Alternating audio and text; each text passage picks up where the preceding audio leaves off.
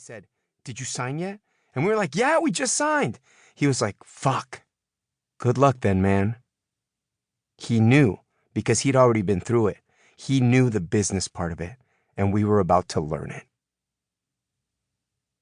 Too Short gave me a piece of advice early in my career that I never forgot.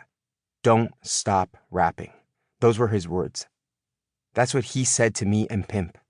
It was around 1996. We were in Cleveland for an outdoor concert, and we were up on stage performing. Somebody started shooting. It happened somewhere in the crowd, and they ushered us off the stage. They took us in the back. When we were back there, Too Short came up to us. He said, "As soon as you can, as soon as they'll let you, go back out there and start rapping. You control the energy of the show. If you're like, 'Oh no, it's dangerous,' then the crowd will panic. But if you get back up there and assure people that everything's okay, they'll get back into it. You'll be back in control." That's what he said to us. But that advice was deeper than just that moment, because the subtext there was like, no matter what happens, don't stop rapping.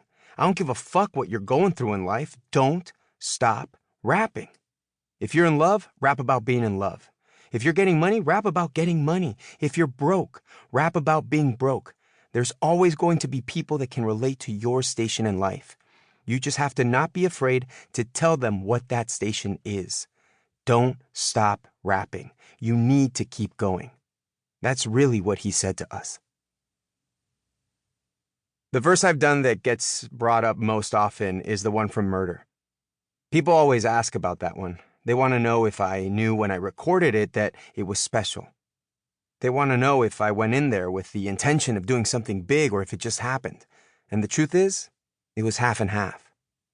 The entire time that we were recording music before that, if you look at The Southern Way, Too Hard to Swallow, Super Tight, the majority of that music is super slow.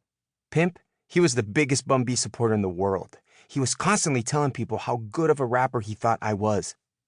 But before Murder, we never really had a song that allowed me to show it. The songs we were doing didn't call for me to do that. When he made the beat for Murder, he was like, "Okay, this beat is where you can show everyone how good you can rap." The day we recorded it, I was hungover. It was one of maybe 5 times in my life I've ever been hungover.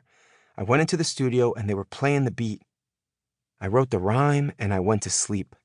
I literally crawled under the board and went to sleep while they were tracking out the beat. They woke me up. Pimp went in to lay his verse. I went in to lay my verse.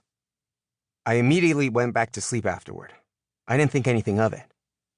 But the more I listened to it, and the more other people listened to it, rappers in particular, the more I started hearing the same thing. This is the hardest rhyme I ever heard anybody spit. That verse became my calling card. It legitimized me. People weren't just saying that I was a good rapper or that I was a good MC. They were saying that I was a good writer. And everybody that I considered my contemporary gave me credit for that. That was really all I ever wanted. I wanted motherfuckers that could really rap to say, "Yo, you can really rap." And they did that after the Murder verse. The one Pimp C beat that sticks out to me clearly above everything else that Pimp did, and there are countless moments of sheer brilliance throughout his UGK and Pimp C solo discography. The one that sticks out is when he made "Quit Hatin' the South," and I'll tell you why. That song was produced fully multiple times before anyone heard it. He produced it the first time when we were doing Super Tight in 1994. It had the same title and everything. He made that beat and he stepped back from it after he was done and said, "No, it's not time." And he cut it off. He erased it. He never saved it. It was gone. It didn't even exist. Then, 7 years later in 2001, we were doing Dirty Money, and he made that beat again. He produced it again. He built it again from the ground up, from nothing.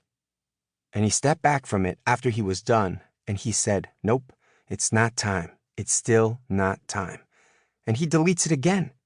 Then he catches his case, violates his probation, and goes to prison. He's gone. Then this whole Houston, Texas, and Southern Renaissance occurs. He gets out, and he comes back home. We go in for the first UGK album after that. We're working on that. That was Underground Kings in 2007. That's 13 years after the first time he made it, and 6 years after the second time he made it. And he does it again. He builds it again. The whole thing, but that time he stepped back from it after he was done. And